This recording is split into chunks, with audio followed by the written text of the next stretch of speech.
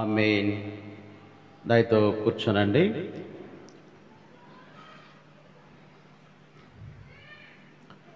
రక్షకుడు ప్రభువైన యేసుక్రీస్తు శ్రేష్టమైనటువంటి నామమున మీ అందరికీ శుభములు తెలియపరుస్తూ అందరికీ వందనాలు.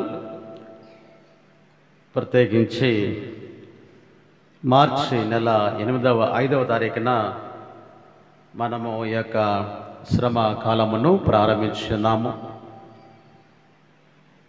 ఆనాటి నుండి మరి ఈ ఏప్రిల్ మాసము ఈ దినమునకు మరి మనందరం కూడా చేరచున్నాం. అనగా 38వ దినమందు మనమందరం కూడా ఉన్నాం. 37 దినాలు శ్రమకాల ధ్యానాలు మనము ఆచరించి ఉన్నాము. మన యొక్క తీర్మానము లేక మన యొక్క నిర్ణయము ప్రార్థనాపూర్వకంగా మనం ఏదైతే దేవుని ఎదుట ఒప్పుకొని ఎలాగూ ఉంటాను అని ఆయన ఎదుట మనం చేస్తున్నటువంటి ఒప్పంద ప్రకారముగా లేక ఒడంబడిక ప్రకారముగా మనమైతే నడుచుకొని ఉన్నాము. కొద్దిమందికి వీలైంది, అనేక మందికి వీలు కాలేదు దేవుని మందిరావరణములో మరి రావటానికి. ఆయనను దేవుని యొక్క కృప మరి అనంతము గనక ఆయన మన ఎడల అపారమైనటువంటి కృప కనికరము ప్రసాదించి ఈ 2025వ సంవత్సరపు ఈ శ్రమకాలమును ఒక అర్థవంతముగా మన ఎడల అనుగ్రహించి దానిని కొనసాగిస్తూ ఉన్నాడు. ఎంతైనా దేవునికి మనము కృతజ్ఞత స్తుతులు చెల్లించబద్ధులమై ఉన్నాము. మరి ఈరోజు ఒక ప్రత్యేకమైనటువంటి దినము.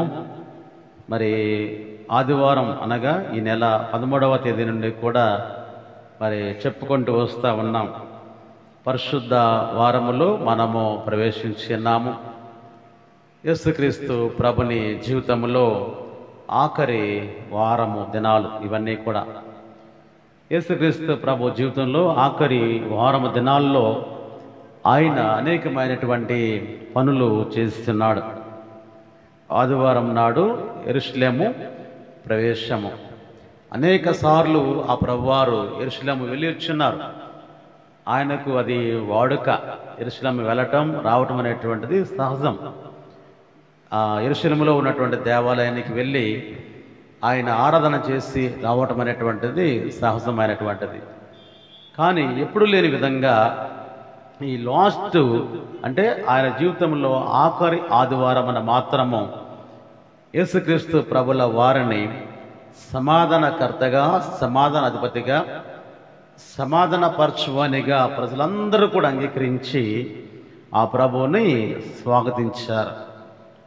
ఆ ప్రభుని స్వాగతించడమే కాక ఆయనపై ఆధారపడి హోసన్నా అని కేకలు వేస్తూ మమ్మను ఇప్పుడే రక్షించు ప్రభువా అని వారు ప్రభుని ఎదుట అరిచారు. ఆ అరుపులు, ఆ కేకలు అవన్నీ కూడా ఒక గంభీరమైనటువంటి విధానములో యెరూషలేము పట్టణమంతా కూడా మారుమరుగినట్లుగా మనము ఆదివారమున ధ్యానించాం. అది ప్రభుల వారి చివరి ఆదివారము, యెరూషలేము జయప్రవేశము. ఆయన ఎంతో సాత్వికముగా తగ్గింపు కలిగి ఒక గార్ధవంపై ఆయన ఎక్కి ఆయన యెరూషలేము పురవీధులలో ఆయన ఊరేగింపుగా యెరూషలేము దేవాలయానికి వెళ్ళిన వృత్తాంతము మనం ధ్యానించున్నాం. అలాగే సోమవారం నాడు అంజూరపు చెట్టును ఆయన చూసి ఆకలుకొని వెళ్ళినప్పుడు ఆ అంజూరపు చెట్టులో ఏమీ కూడా లేవు, ఆకులు తప్ప ఏమీ కూడా లేవు.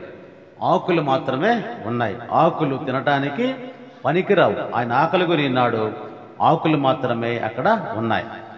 కాబట్టి ఆయన ఆ అంజూరపు చెట్టును మరి శపించినట్లుగా మనం చూసాం. సోమవారం నాడు. అలాగే మంగళవారం చూస్తే యేసుక్రీస్తు ప్రభుని శిష్యులలో పేతురు ఒకడుగా ఉన్నప్పుడు పేతురు ఆయనతో మాట్లాడాడు. ప్రభువా, నిన్న నీవు శపించినటువంటి ఆ యొక్క అంజూరపు చెట్టు ఈ రోజున ఎండిపోయింది, వేళ్ళు మొదలుకొని మొత్తము కూడా ఎండిపోయిందని చెప్పినప్పుడు ప్రభు పేతురుతో చెప్పాడు, దేవుని యందు విశ్వాసముంచు కదా. నీవు కూడా మాట్లాడితే ఈ కొండను చూసి సముద్రంలో పడుతుంది అని నీ హృదయంలో సందేహింపక నీవు అడిగినప్పుడు నమ్మినట్లయితే అది జరుగును అని ప్రభువు అక్కడ పేతురుతో మాట్లాడినట్లుగా మనం ధ్యానించాం. అలాగే పరిశుద్ధ బుధవారం నాడు యేసుక్రీస్తు ప్రభువారు కుష్ఠరోగము నుండి బాగైనటువంటి సీమోను ఎంట ప్రభువారు ఉన్నారు. ఆ రోగగ్రస్తుడైనటువంటి వాడు బాగుపడ్డాడు.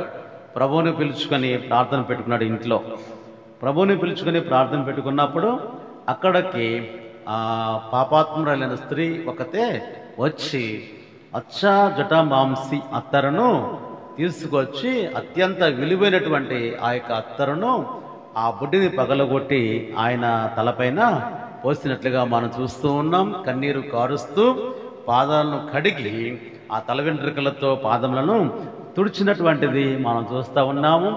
ప్రభువారు అక్కడ చెప్పిన మాట ఏమిటంటే, ఈ సువార్త లేక ఈ వాక్యము ఎంతవరకు ప్రకటించబడుతుందో అంతవరకు ఈమె చేస్తున్నటువంటిది ప్రశంసింపబడుతుంది. అంటే ఆమె చేస్తున్నది జ్ఞాపకము లేక స్మరణకు వస్తూనే ఉంటుంది. ఆమె చేసినది మంచిది అని ప్రభువారు చెప్పిన విధానం ఇప్పటివరకు మనము ధ్యానం చేశాం. ఈరోజు అన్నిటికంటే ఒక ప్రత్యేకమైనటువంటి రోజుగా మనం చూస్తూ ఉన్నాం. ఈ రాత్రి ప్రభువారు అప్పగించబడేటువంటి రాత్రి. ఆయనకు తెలుసు కనుకనే ఆదివారం నుండి కూడా ఆయనకు ఆయన బయలుపరుచుకోవాలి. ఆయన లోకానికి వచ్చినటువంటి ఉద్దేశ్యము బయలుపరచాలి. ఈ లోకంలోనికి వచ్చి ఆయన చేయాల్సినటువంటి పనులను చేయాలి, చెప్పవలసినటువంటి బోధను బోధించాలి. అనేక మందికి ఆయన అంటే ఏమో అనేటువంటిది తెలియని స్థితిలో ఉన్నప్పుడు ఆ ప్రభువారు తన్ను తానుగా ప్రత్యక్షపరచుకోగోరి ఆయన చేస్తున్నటువంటి కార్యములు మనమైతే చూస్తూ ఉన్నాం. ఈరోజు మరి గురువారం, పరిశుద్ధ గురువారము మాత్రమే కాదు కానీ ఆదేశ గురువారముగా దీనిని మనము అబ్జర్వ్ చేస్తూ ఉన్నాం, అనుసరిస్తూ ఉన్నాం. ప్రపంచంలో ఉన్నటువంటి సంఘాలు అన్నీ కూడా ఈ రోజున ఆదేశ గురువారమును ఆచరిస్తూ ఉన్నారు. దీనిని ఇంగ్లీష్లోకి వచ్చేటప్పటికి మాండీ థర్స్డే అంటారు. మాండీ థర్స్డే అంటే ఆదేశం. మాండీ అంటే ఆదేశం, ఆజ్ఞ గురువారం అని పిలుస్తాం. ఆయన ఇచ్చినటువంటి ఆజ్ఞ ప్రకారముగా నడుచుకుంటూ సంఘము ఈనాటికి కూడా కొనసాగుతూ ఉన్నది. కనుక ఆజ్ఞ ఆదివారం, మాండీ థర్స్డే అంటే ఆదేశ గురువారము. మండీ అనేటువంటి ఆ లాటిన్ పదము మ్యాండేట్ అనేటువంటి ఒక ఇంగ్లీష్ పదం నుండి ఉద్భవించినట్లుగా చెప్పబడుతుంది. మ్యాండేట్ అంటే అది ఖచ్చితం, ఆజ్ఞ, ఖచ్చితంగా పాటించవలసినటువంటి ఆజ్ఞను ఏమంటామంటే ఇంగ్లీష్లో మ్యాండేట్ అని పిలుస్తాం. దాని నుండి మాండీ అనేటువంటి లాటిన్ పదం నుండే ఇంగ్లీష్ పదము ఉద్భవించింది. సో ఈరోజు ఆయన ఆజ్ఞ ఇచ్చాడు శిష్యులకు. ఆయన ఆజ్ఞ ఇచ్చి ఒక 2-3 పనులు ఆయన చేశాడు. కనుక ఈరోజు ఆదేశ గురువారమున ఆయన ఏమి స్థాపించాడు అంటే ఇదంతా కూడా ఏంటంటే వాక్యాన్ని మనము తెలుసుకోవాలి. ఈరోజు ఆదివారం ఏం చేస్తాడో ప్రభు మనం తెలుసుకున్నాం, సోమవారం ఏం చేస్తాడో ప్రభు తెలుసుకున్నాం, మంగళవారం ఏం చెప్పాడో తెలుసుకున్నాం, బుధవారం ఏం చేస్తాడో తెలుసుకున్నాం. అలాగే గురువారం కూడా ఆయన చివరి దినం ఇదిగా రేపు దినమున ఆయన ఆ బలిపీఠము, సిలువ అనేటువంటి బలిపీఠంపై ఎక్కి ఆయన తన్ను తానుగా తన ప్రాణమును అర్పించడానికి సిద్ధపడుతున్నటువంటి సందర్భము ఈ రాత్రి ఆయన శిష్యులకు కనబరుస్తూ ఉన్నటువంటి విధానం ఈరోజు వాక్యాల్లో మనం చూస్తూ ఉన్నాం. ఇది ఈ రోజున ఏమిటంటే ఆయన రేపు అప్పగించబడతాడు, రేపు ఆయన బలి అర్పణ చేస్తాడు తన ప్రాణాన్ని. ఈ రాత్రి ఆయన ఒక ప్రభువు చివరి రాత్రి భోజనము శిష్యులతో పంచుకొనుట అనేటువంటిది ప్రధానమైనటువంటి అంశం. ప్రభువు చివరి రాత్రి భోజనం, ఆయన చివరి రాత్రి భోజనం, ఆయన రొట్టెను ద్రాక్షరసమును చివరిసారిగా స్వీకరించినటువంటి ఈ యొక్క రాత్రి ప్రభువు చివరి రాత్రి భోజనం అని పిలుస్తాం. దీనిని మనము ఈ రోజున పరిశుద్ధ సమభక్తపు ఆరాధన అని పిలుస్తాం. అంటే దానిలో ఏముంటాయి? పరిశుద్ధమైనటువంటి పదార్థములు ఉంటాయి. పరిశుద్ధమైన పదార్థాలను ఏమంటాం? హోలీ సాక్రమెంట్స్ అంటాం. అవి పరిశుద్ధమైనటువంటి పదార్థాలు అనగా యేసుక్రీస్తు ప్రభుని యొక్క శరీరము, యేసుక్రీస్తు ప్రభుని యొక్క రక్తము. వాటిని మనం సాదృశ్యముగా వాటిని అంగీకరించి వాటిని మనము భుజించి సేవిస్తూ ఉన్నప్పుడు యేసుక్రీస్తు ప్రభుల వారిని మనము గైకొని స్వీకరించినట్లుగా మనం గుర్తెరిగి ఆత్మీయ స్థితిలో ప్రభుని యొక్క మరణమును, ఆయన యొక్క శ్రమానుభవమును, ఆయన యొక్క ఆరోహణమును మనము స్మరించుకొనుట, రెండవ రాకడ కొరకు ఎదురు చూచుట అనేటువంటిది దాంట్లో ఉన్నటువంటి ప్రత్యేకమైనటువంటి ప్రధానమైనటువంటి మర్మముగా మనము దానిని పరిగణించాలి. దీనిని ఏమంటూ ఉంటామంటే చాలా సంఘాలు చాలా రకాలైనటువంటి పేర్లతో ఈ యొక్క పరిశుద్ధ సంభక్తపు ఆరాధనను పిలుస్తూ ఉంటారు. పస్కా భోజనం అంటారు, పస్కా భోజనం అంటారు, జ్ఞాపకార్థ భోజనం అంటారు, హోలీ కమ్యూనియన్ అని పిలుస్తూ ఉంటాం, హోలీ కమ్యూనియన్ అని పిలుస్తూ ఉంటాం. అలాగే పరిశుద్ధ కృతజ్ఞత స్తుతి అంటాం. అంటే ఇంగ్లీష్లో వచ్చేటప్పటికి హోలీ యూకరిస్ట్ అంటాం. హోలీ యూకరిస్ట్ అంటే ప్రత్యేకంగా కృతజ్ఞత స్తుతి అని పిలుస్తూ ఉంటాం. అలాగే దివ్య బలి అని కొన్ని సంఘాలు పిలుస్తూ ఉంటాయి. మరి సత్ప్రసాదం అని ఈ కాథలిక్స్ మరి పిలుస్తూ ఉంటారు. కొన్ని సంఘాలు హోలీ కుర్బానా అని పిలుస్తూ ఉంటారు. మరి తేలిగ్గా సులువుగా బల్ల ఆరాధన అని పిలుస్తారు. టేబుల్ అంటారు, చాలా మంది టేబుల్ అంటారు. ఇలాగా లార్డ్ సపర్ అని పిలుస్తూ ఉంటారు. ప్రభు చివరి రాత్రి భోజనం అని పిలుస్తారు. ఇన్ని పిలిచినా సరే ఒక్కటే, ప్రభుని శరీరము, ప్రభుని రక్తమును మనం భుజించి సేవిస్తున్నప్పుడు ఆయన శ్రమను, ఆయన మరణమును, ఆయన పునరుద్ధానమును, ఆయన ఆరోహణను మనము జ్ఞాపకం చేసుకుంటాయే. దాని ద్వారా ఆత్మీయ స్థితిలో మనము బలపడుతూ ఉంటాం. ఈ ప్రత్యేక ఆదేశ గురువారమున ఆయన ఈ పరిశుద్ధ సమభక్తమును ఆయన స్థాపించాడు. ఆయన ఎస్టాబ్లిష్ చేసినటువంటి ఈ సుదినాన్ని మనం ఈరోజున జ్ఞాపకము అనేటువంటిది చేసుకుంటూ ఉన్నాం. దానిలో భాగముగా మనం చూస్తే ఈరోజు చదివిన లేఖన భాగాలు నిర్గమాకాండం 12వ అధ్యాయంలో కొన్ని వచనాలు మనం చదువుకున్నాం.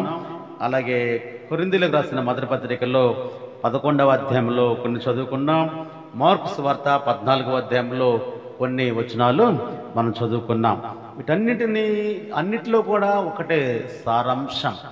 ఆ సందేశం ఏమిటయ్యా అంటే ఆయన శరీరమును, ఆయన రక్తమును మరి తన యొక్క బిడ్డలైనటువంటి వారు, దేవుని సొత్తైన ప్రజలు ఆ యొక్క జీవాహారము, ఆ నిజమైన ద్రాక్షవల్లి వాటిని మనము సేవించి లేక భుజించి సేవించాలనేటువంటి ఒక ఆజ్ఞ అనేటువంటి దానిలో మనం చూడగలం.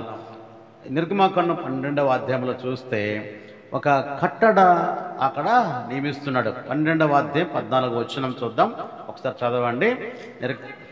కాబట్టి ఈ దినము మీకు జ్ఞాపకార్థమగును, మీరు యెహోవాకు పండుగగా దానిని ఆచరింపవలెను, తరతరములకు నిత్యమైన కట్టడగా దానిని ఆచరింపవలెను. ఇది ఆజ్ఞ, ఆదేశం. అక్కడ యెహోవా దేవుడు ఇశ్రాయేలు ప్రజల పక్షాన నిలబడి 430 సంవత్సరాల శ్రమ, ఇశ్రాయేలు ప్రజలు 430 సంవత్సరాలు ప్రార్థన, ఆ ప్రభువారు విని ఆలకించి వారి శ్రమలను ఎరిగి, వారి బాధను ఎరిగి, వారిని విమోచించటానికి, అంటే ఒకటే ఐగుప్తు దేశంలో వారు బానిసలుగా ఉన్నారు. ఇశ్రాయేలు ప్రజలు ప్రార్థన చేశారు. ఆ ప్రార్థన దేవుడు విని ఆలకించి మోషేను పంపి మోషే ద్వారా అనేకమైన కార్యములు జరిగించి ఈనాడు అంటే రేపు వారిని ఐగుప్తు దేశం నుండి బయటకు పంపిస్తూ ఉన్నాడు యెహోవా దేవుడు ఫరో క్రిందన ఉన్నటువంటి ఇశ్రాయేలు ప్రజలను. అయితే రేపు మీరు బయటకు వెళ్తున్నారు. ఎన్ని సంవత్సరాలు? 430 సంవత్సరాలు. 430 ఏండ్లు వారు విపరీతమైనటువంటి శ్రమ వారు అనుభవించారు. అది మనం అనేక మార్లు ధ్యానించాం. వారు హింసించారు. ఇది ఫరో సైన్యము, ఫరో అంటే ఐగుప్తు రాజు ఇశ్రాయేలు ప్రజలను హింసించాడు. వారిని చాలా శ్రమ పెట్టాడు.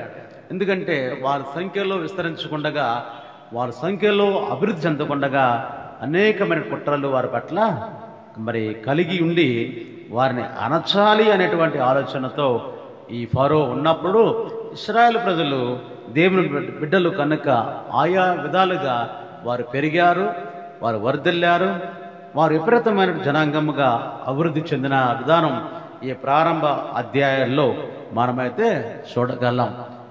ఇక్కడికి మరి అప్పటి నుండి కూడా మోషే ఫరోతో మాట్లాడుతూనే ఉన్నాడు.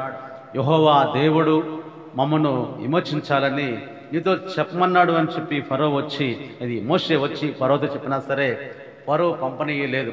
కానీ ఈ చివరి రోజు మాత్రము ఒక కఠినమైన నిర్ణయము దేవుడు తీసుకున్నాడు. జాగ్రత్తగా మనం విన్నప్పుడు కఠినమైన నిర్ణయం ఏమిటయ్యా అంటే, ఐగుప్తులో ఉన్నటువంటి ఐగుప్తుల యొక్క ప్రతి ఇంటిలో ప్రథమ సంతతి అయినటువంటి పిల్లలను ఆ సంహారదూత అయినటువంటి యెహోవా దేవుడు పంపించేటువంటి సంహారదూత మరి చంపివేయటానికి ప్రభువారు నిర్ణయించాడు. ప్రతి ఇంటిలో తొలి సంతతి, పశువులలోనైనా కానీ మరి మనుషులలోనైనా కానీ తొలి సంతతి ఏదైతే దానిని చంపటానికి ఆయన నిర్ణయించుకొని సంహారదూతను ఐగుప్తు దేశానికి పంపిస్తూ ఉన్నాడు. కనుక ఈరోజు జాగ్రత్త పడమని యెహోవా దేవుడు ఒక ఆజ్ఞను ఇశ్రాయేలు ప్రజలకు ఇచ్చుట అనేటువంటిది దీనిలో సారాంశం. ఎలాగా నీవు ఇశ్రాయేలు ప్రజలను రక్షించడానికి ఆయన పూనుకున్నాడు అంటే, ఇశ్రాయేలు ప్రజలకు ఇచ్చినటువంటి ఆదేశం ఏమిటయ్యా అంటే, మీలో ప్రతి ఇంటి వారు కూడా ఏడాది మగ మేక పిల్లను కానీ గొర్రె పిల్లను కానీ మీరు పస్కా విందును ఆచరించటానికి తీసుకొనవలెను. దానిని మీరు వధించి బలి అర్పించి దాని రక్తమును తీసి మీ ఇళ్ళ ద్వారకమ్ముల మీద దానిని ప్రోక్షించాలి. అది ఆజ్ఞ ఇశ్రాయేలు ప్రజలకు మాత్రమే. దేవునికి స్తోత్రం. సంహారదూతను పంపించడానికి యెహోవా దేవుడు సిద్ధమయ్యాడు. ఇశ్రాయేలు ప్రజలు రక్షించబడాలి అంటే సంహారదూత వచ్చినప్పుడు ఏ ఇంటి ద్వారకమ్ముల మీద రక్తము ప్రోక్షించబడి ఉంటుందో ఆ ఇంటి వారు రక్షించబడతారు. ఆ ఇంటి వారికి ఏ హాని కూడా జరగదు.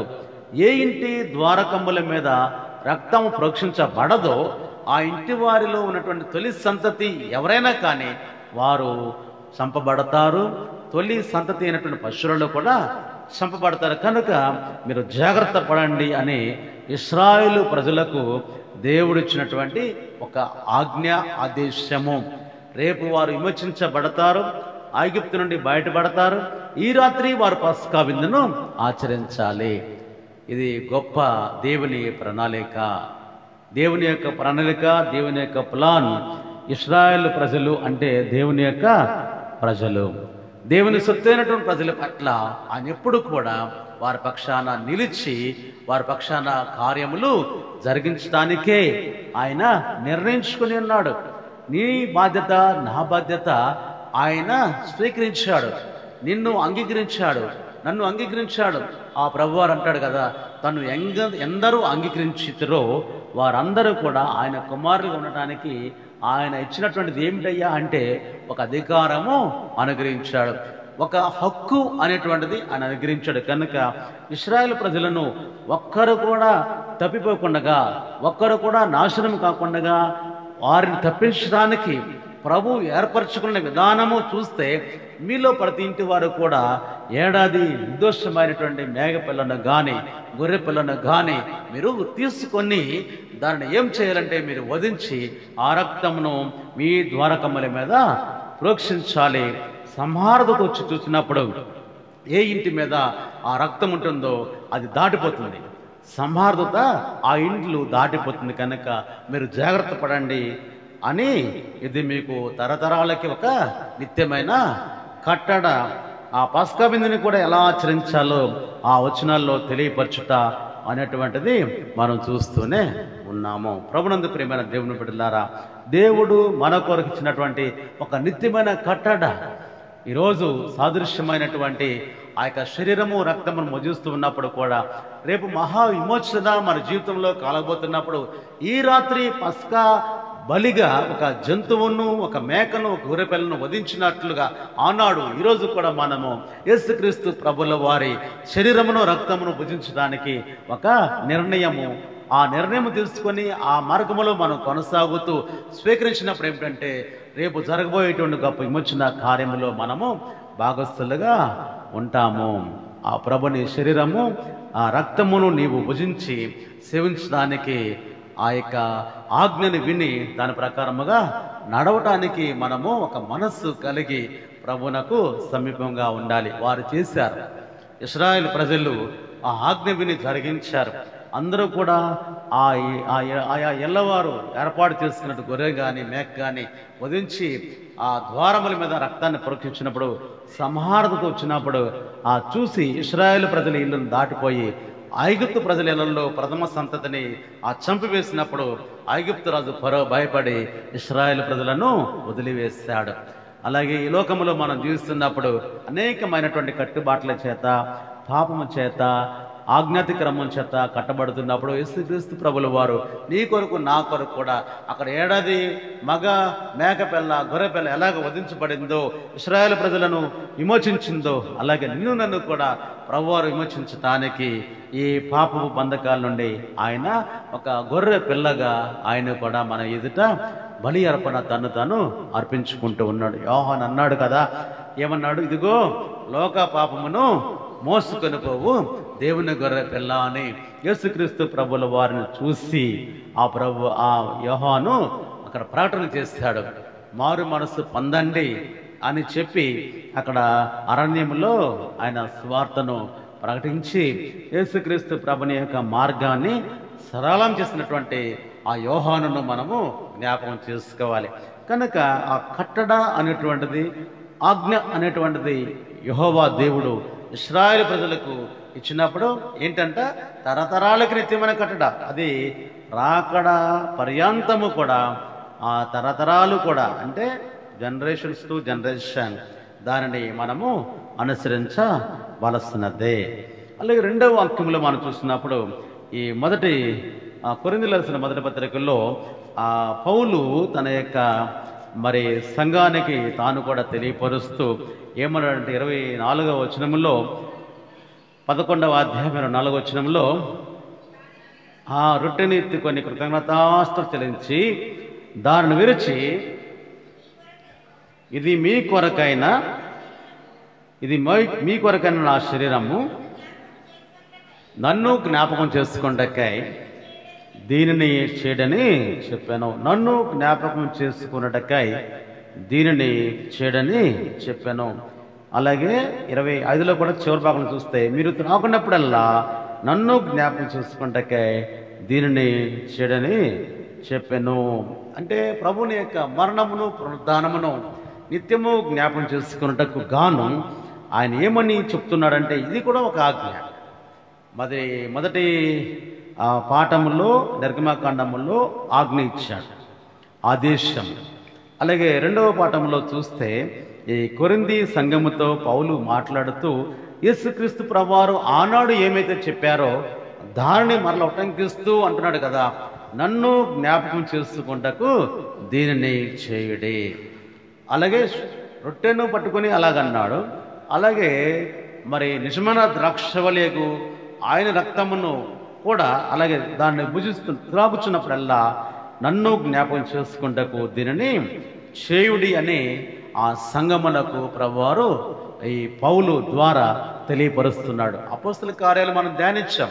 ఎప్పుడు ఈ లెంట్ కాలమంతా కూడా మార్చి నెల 6వ తేదీ నుండి 5వ తారీఖున బుధవారము అలా ఉంచితే ఆ రోజు 4 లేఖన భాగాల్లో ధ్యానం జరిగింది. అలాగే 6వ తేదీ నుండి కూడా మరి మొన్న శనివారం వరకు కూడా చూస్తే 28 అధ్యాయాలు అపోస్తల కార్యములు మనం ధ్యానించడం అనేటువంటిది జరిగింది. దానిలో ఆత్మదేవుని కార్యములు మనం చూడగలిగాం. ఆది సంఘములోనే వాళ్ళు ప్రతి వారం లేక ప్రతిరోజు కూడా రొట్టె విరుచుట యందును కదా క్రమముగా ఉన్నట్లుగా ఆది సంఘములో శిష్యులు చేసిన విధానం మనము చూస్తూ ఉన్నాం. దేవుని కృపను బట్టి అపోస్తుల కార్యముల గ్రంథంలో కొంత మనము నేర్చుకొని ఉన్నాం.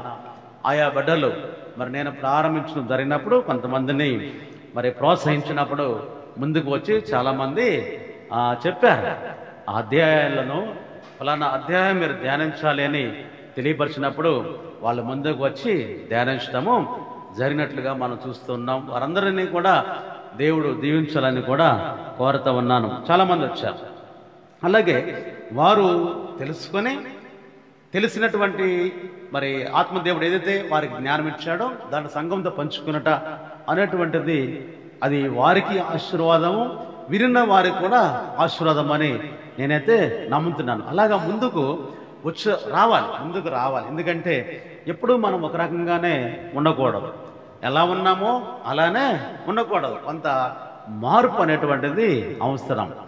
దేవుని పరిచర్యలో దేవుని విశ్వాసులుగా సంగముగా ఉంటున్నప్పుడు ఎప్పుడూ ఒకే రీతిగా ఉండటం వల్ల దానివల్ల ప్రయోజనము లేదు కదా. ఒక తలాంతి ఇచ్చాడు ఒక యజమాని దేశాంతరం పోతూ, 2 తలాంతులు ఇచ్చాడు, 5 తలాంతులు ఇచ్చాడు, లెక్క చూసుకోవడానికి వచ్చాడు కదా.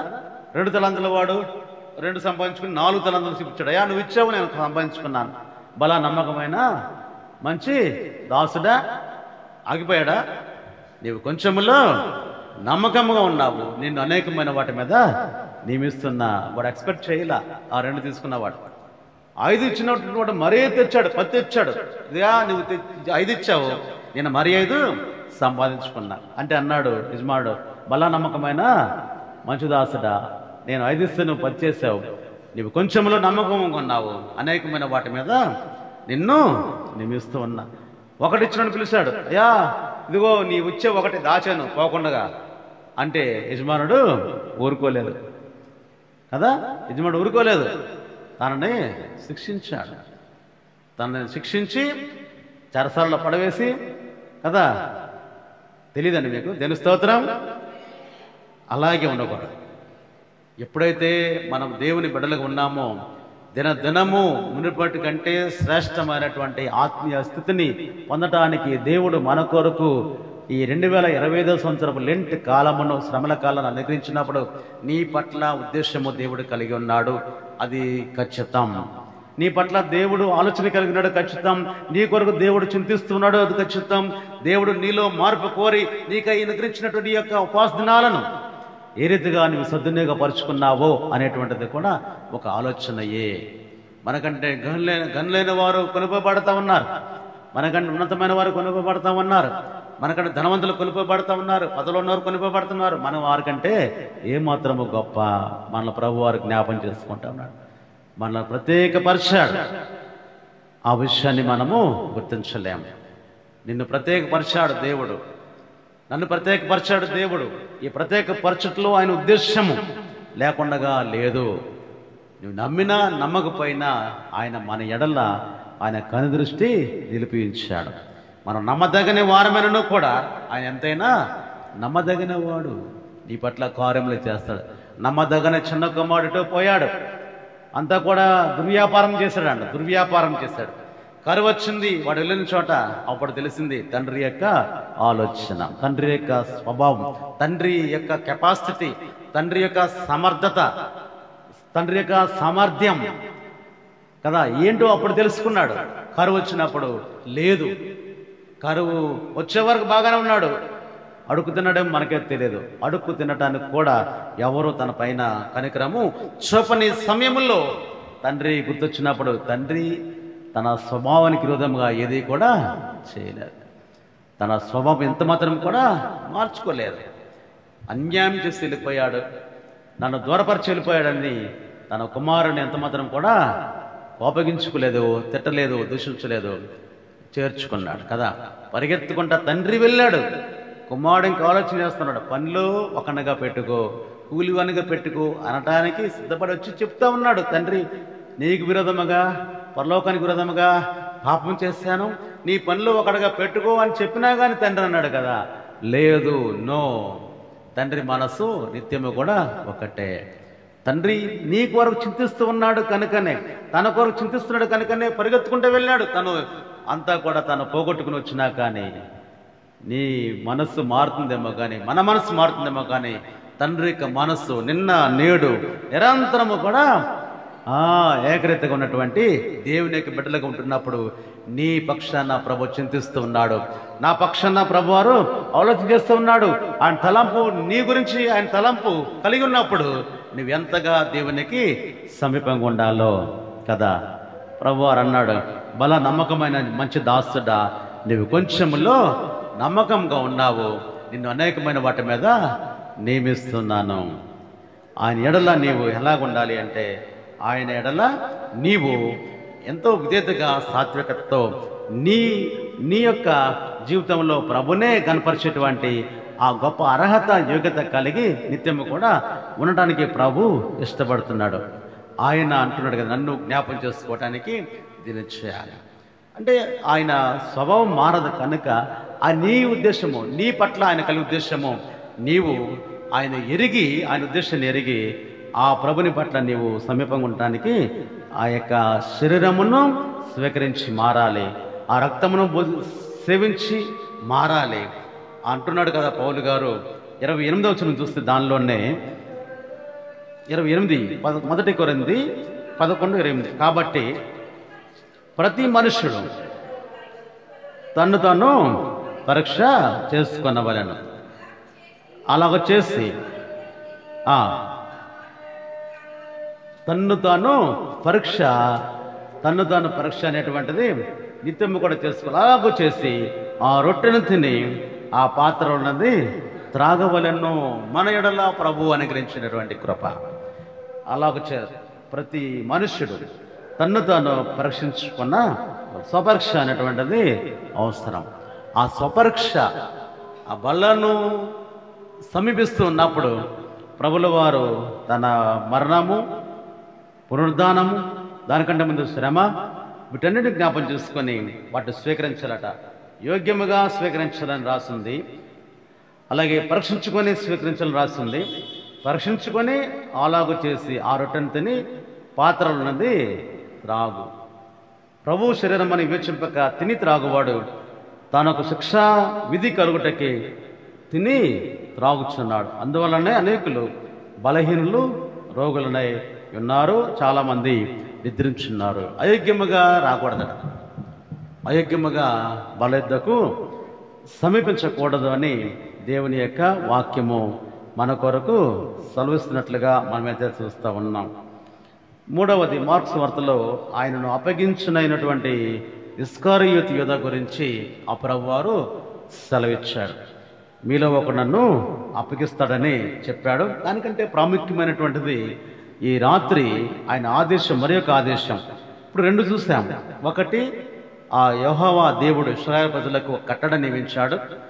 2, యేసుక్రీస్తు ప్రభువారు నన్ను జ్ఞాపకం చేసుకుంటకు దీనిని చేయండి అని పౌలు భక్తుల ద్వారా యేసయ్య చెప్పిందే పౌలు మరలా తెలియపరిచాడు. అది ఒక ఆదేశము. 3వది చూస్తే నేను యోహాను సువార్తలో తీసుకున్నాను. 13వ అధ్యాయంలో ఆ ప్రభువారు ఆదేశాలు అనేకం శిష్యులతో ప్రభువారు మాట్లాడుతూ ఆయన తన్ను తాను ఒకటే ప్రభువులో ఉన్నట్టు ఏంటంటే పరిచర్య చేయుటకే వచ్చాను కానీ పరిచారము చేయించుకున్నటకు రాలేదు అనేటువంటి ఆ యొక్క మాట మనము ఆ యొక్క 13వ అధ్యాయంలో మనమైతే చూస్తూ ఉన్నాం.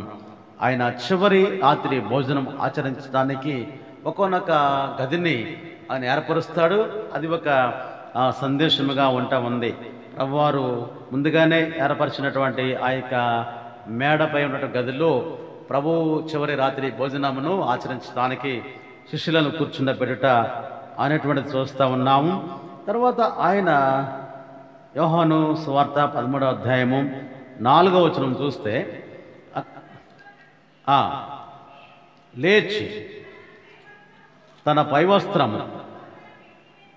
పైవస్త్రము అవతల పెట్టి వేసి ఒక తువాలు తీసి నడుమునకు కట్టుకొనను, అంతటా పళ్ళెములో నీళ్లు పోసి శిష్యుల పాదములో కడుటకును తాను కట్టుకొని ఉన్న తువాలుతో తుడుచుటకును మొదలు పెట్టెను.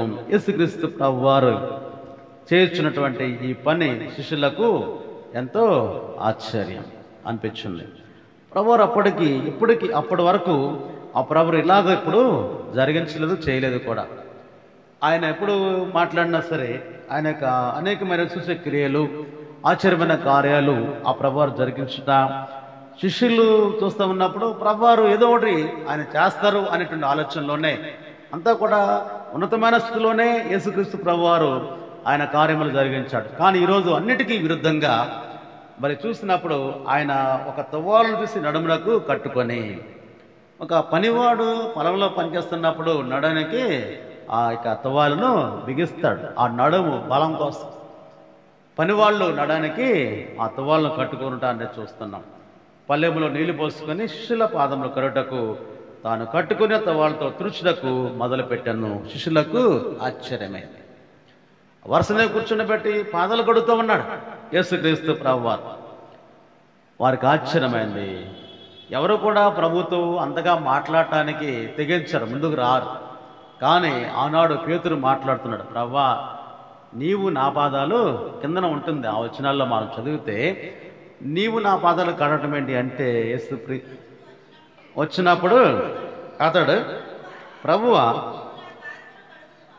నీవు నా పాదములు కడుగుదవా అని ఆయనతో నేను.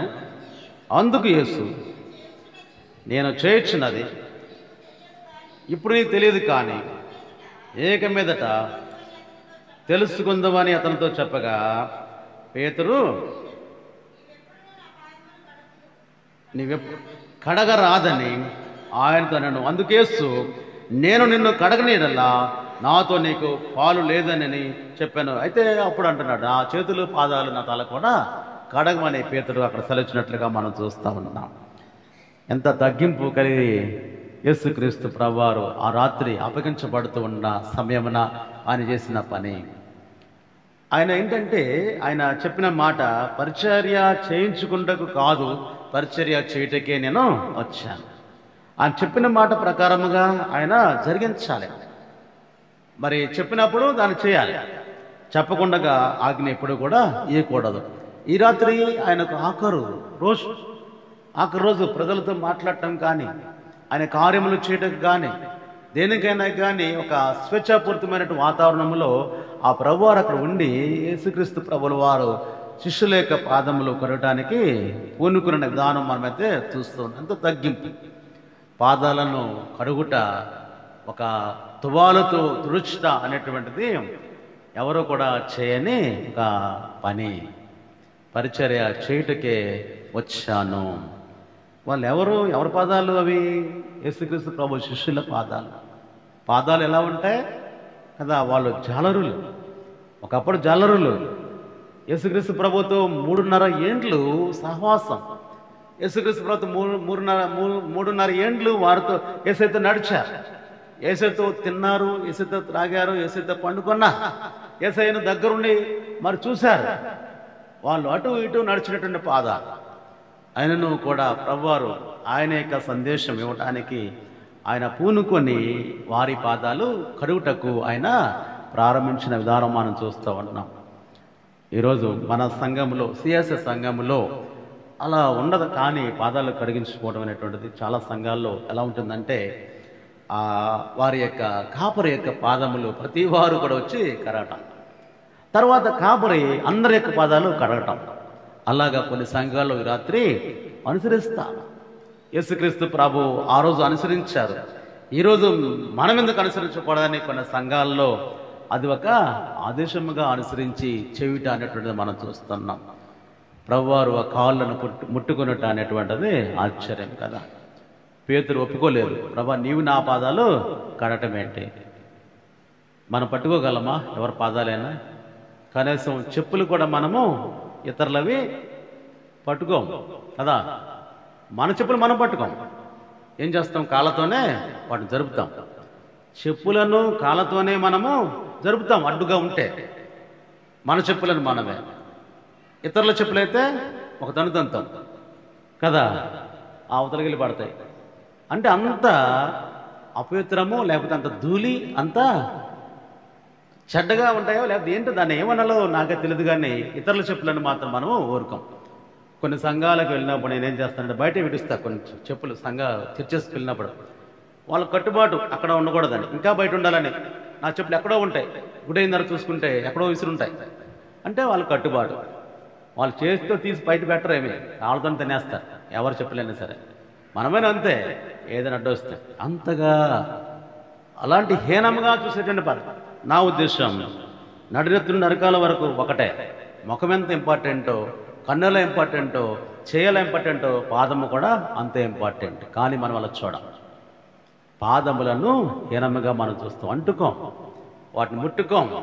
అది ఒక అపవిత్రమైనటువంటి అవయవముగా మనము ట్రీట్ చేస్తూ ఉంటాము.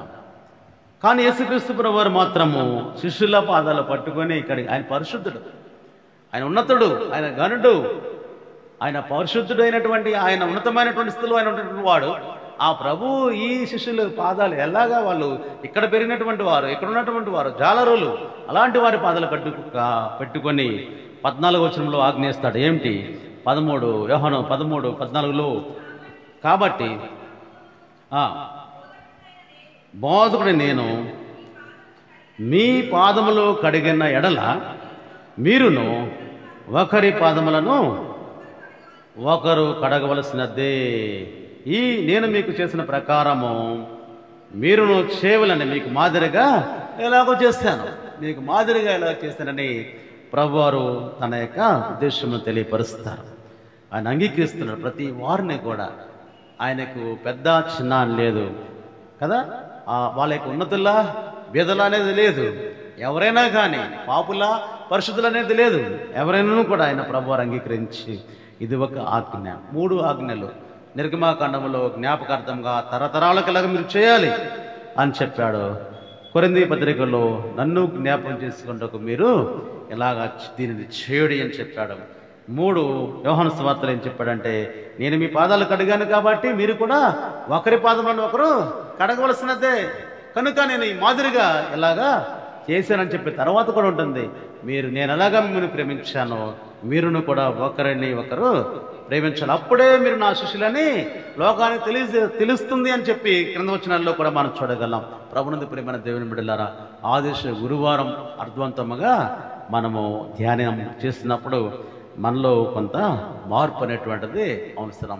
ఎవరిని కూడా తోలనాడకుండగా, ఎవరిని తృణీకరించకుండగా, ప్రతి ఒక్కరిని కూడా అసహ్యపడకుండగా నువ్వు అంగీకరించాలి. ప్రతి ఒక్కరూ దేవుని పోలిక, దేవుని స్వరూపంతో కలిగి ఉన్నారు కనుక ప్రభు ఆదేశానుసారమైనటువంటి ఆ యొక్క ఆజ్ఞలను నీవు పాటించి, నేను పాటించి దేవుని శిష్యులుగా, దేవుని బిడ్డలుగా ఉండటానికి ఆత్మదేవుడు మెండైన సహాయము మనకు అనుగ్రహించునుగాక. ఆమేన్. చిన్న ప్రార్థన. దయగలిగిన మా ప్రభువా, పరిశుద్ధుడా, స్తోత్రం నా తండ్రి. ఈ రాత్రి మీరు మాట్లాడిన విధానం బట్టి మీకు స్తోత్రాలు తెలియపరుస్తూ ప్రార్థిస్తున్నాం. పరమ తండ్రి, దయ చెప్పండి, ప్రేమ చెప్పండి. ఆశీర్వాదకరంగా ఇల్లింటూ మేము కొనసాగుతున్నప్పుడు మా ప్రభా, మా జీవితంలో గొప్ప మార్పును మీరై కలుగజేసి మీ ప్రేమను పరిపూర్ణంగా ప్రసాదించమని యేసయ్య పేరిట ప్రార్థిస్తున్నాము తండ్రి. ఆమేన్. ఆమేన్. దయతో